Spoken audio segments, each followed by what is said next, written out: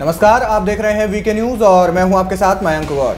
दिल्ली शराब नीति घोटाले मामले में अरविंद केजरीवाल को 14 दिन की फिर से न्यायिक हिरासत में भेज दिया गया है और अब अरविंद केजरीवाल तिहाड़ जेल के क्लब में शामिल हो गए हैं।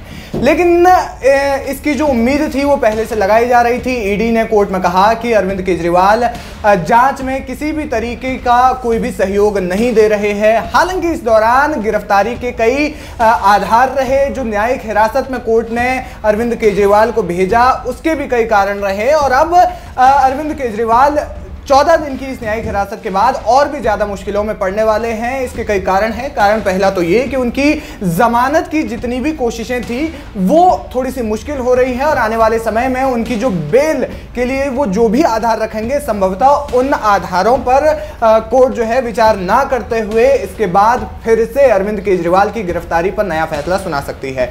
हालांकि 14 अप्रैल को अब सुनवाई होनी है, लेकिन उसके बाद अरविंद केजरीवाल को सीबीआई की भी हिरासत में भेजा जा सकता है, ऐसा राजनीतिक विश्लेषकों का कहना है। इसके अलावा आम आदमी पार्टी के अन्य कई नेताओं की भी मुश्किलें बढ़ने वाली हैं। वो खासी मुसीबत में पड़ने वाले हैं, जिसमें कि आतिशी और आम आदमी पार्टी के नेता सौरभ भारद्वाज भी शामिल हैं। लेकिन सवाल यह है कि आखिर ऐसा क्या होने वाला है। लोकसभा चुनाव सर पर हैं। अरविंद केजरीवाल को 14 दिन की न्यायिक हिरासत में एक बार फिर से भेज दिया जा चुका है।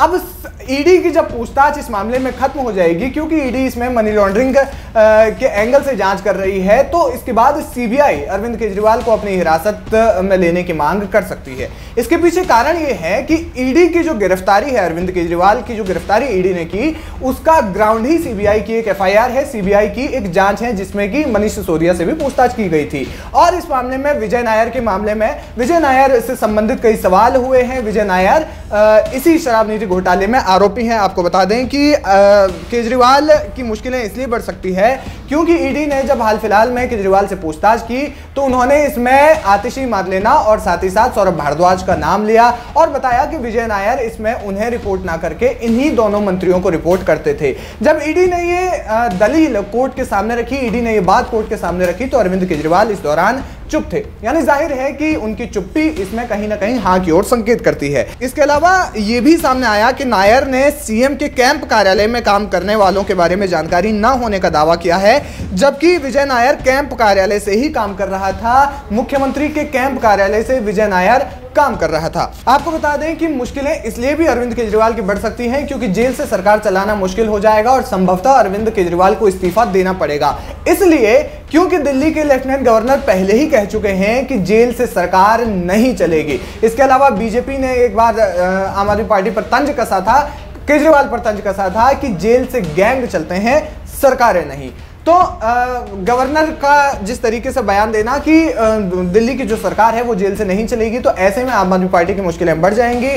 हालांकि सिंपैथी वोट बैंक संभवतः मिल सकता है, लेकिन इकलौते सांसद जो हैं आम आदमी पार्टी के, उन्होंने बीजेपी ज्वाइन कर ली थी। इसके अलावा एक सिटिंग विधायक को भी वो बीजेपी में अपने साथ में ले गए थे। अब ऐसे में सवाल ये है कि आम आदमी पार्टी का आगे क्या होगा, क्योंकि राघव चड्ढा ब्रिटेन में बैठे हुए हैं, स्वाति मालीवाल अमेरिका में बैठी हुई है जो राज्यसभा सांसद हैं आम आदमी पार्टी की ओर से। साथ ही साथ आम आदमी पार्टी की मुश्किलें इसलिए बढ़ने वाली है क्योंकि आतिशी और सौरभ भारद्वाज के गले पर गिरफ्तारी की तलवार अब लटकने लगी है। जाहिर है कि जब अरविंद केजरीवाल ने इनका नाम लिया तो इनसे भी ईडी पूछताछ कर सकती है। ऐसे में दिल्ली में आम आदमी पार्टी का क्या होगा। हालांकि इस वक्त अरविंद केजरीवाल की पत्नी सुनीता केजरीवाल के चेहरे पर जो भी जितने पार्टी के जितने भी काम हो रहे हैं वो उन्हीं के चेहरे पर हो रहे हैं। वो इसलिए क्योंकि सुनीता केजरीवाल अरविंद केजरीवाल का जेल से भेजा हुआ संदेश सुनाती रही हैं। अब तक 2 संदेश वो सुना चुकी हैं।